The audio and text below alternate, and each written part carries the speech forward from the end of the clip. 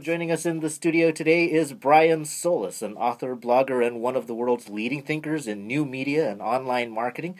Brian is a principal analyst at Altimeter Group, and he's in town this week vacationing with his family here in Honolulu, but we're fortunate that he could come in for a quick chat here on Bytemarks Cafe.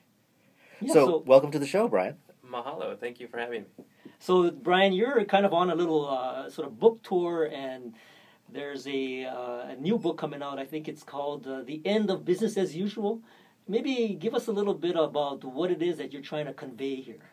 Oh, boy. Well, where do I start? It is out and about now. It is in bookstores and online everywhere. You can check it out at endofbusiness.com. But really what I'm looking at is there's a lot of talk about Facebook and Twitter, Foursquare, YouTube, and I'm asking businesses to look beyond that. I'm saying look at smartphones, look at how consumerism is changing, how behavior is changing, because what businesses tend to forget is that they might say that they want to get closer to customers, but they don't. They have a command and control philosophy. They try to put policies on how you can use tools and what you can and cannot say. But all of this time that they're trying to control this messaging, this media, consumers are changing how they find and share information, how they learn, how they make decisions. And a new class of consumers is emerging. So you have your traditional who watch TV, listen to radio, they're content with how they learn and share information. You have the online group who's very familiar with taking to Google for their searches, for example. And now you have this, what I call the connected consumer. They live on Facebook. They make people, they make the web, they make businesses come to them. And how they even share or how they create or why is totally different. So the dynamics necessary to reach these people require an entirely new and complementary approach to the other ways that you reach consumers, because that's competing for the future.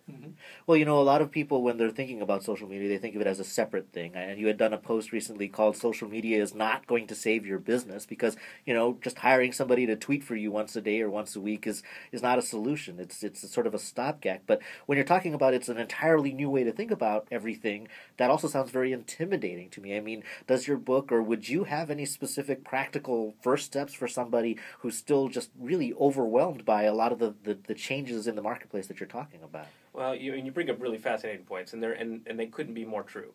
My last book was called Engage, and it was an academic approach to social media. So it was for those champions out there who needed to think beyond getting on Twitter, getting on Facebook. It was how to develop sound strategies.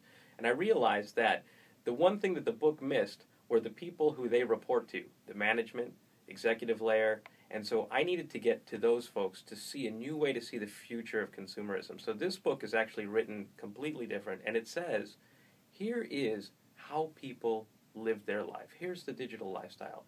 Did you know that this is what they do, where they go for information, to what extent this impacts your business? And then it says, the whole first half kind of gives you the rise of the connected consumer. The second half says, here's how to change your business. Here's how to think about it differently. Here's how to test and experiment. Start with listening. Start with even real-world focus groups. Who knew? Ask the right questions. Then take those answers and do something about it. But I'll tell you what, and I have to be absolutely honest, this is not meant to be easy. If it was, then your competition would be all over you. This is about people who can be a first mover, who can see that they don't just need to embrace technology, but that they could be part of their consumer's lifestyle. And that takes a different approach. And that starts with culture, that starts with vision, mission, purpose. So this is that time. Every so often, business changes, the world changes, and this is that time where businesses are going to have to care. Businesses are going to have to try to be human, and they're going to have to use these tools not as ways to magically transform their business, but ways that they could be relevant to their customers. Now, Brian, you're bringing up some very good topics, and I'm sure, at the Altimeter Group, businesses consult with you, they read your book, they read your posts, and you're saying the right thing, but at the end of the day, the business has to really invest in this kind of, let's say, infrastructure, personnel, commitment to doing social media the right way. And I think that's the big barrier that a lot of businesses have to overcome. How do you convince them to do that? Oh, well, this is why it's bigger than social media.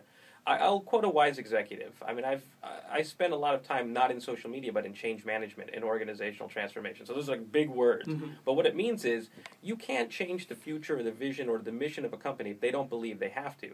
And they're not going to change any of that because you said, hey, Facebook's huge. They don't even use Facebook, a lot of these people. So how are you going to convince them that this matters? Well, that's where the research comes in. That's why I moved from marketing into research, to be able to make this argument over and over and over again. And because somebody had to do it, and that's why I write books and I blog relentlessly, trying to empower people with how to get the right answers. Because it comes down to this quote. The executive said, look, if you come to me, and this was a 250,000 employee company, if you come to me and you tell me we need to be on Facebook and Twitter, that you need budget, you need resources to do this, you will fail. You will fail every time. But if you come to me and you say, we understand your business objectives, we understand our business priorities, and this is how social media is going to help.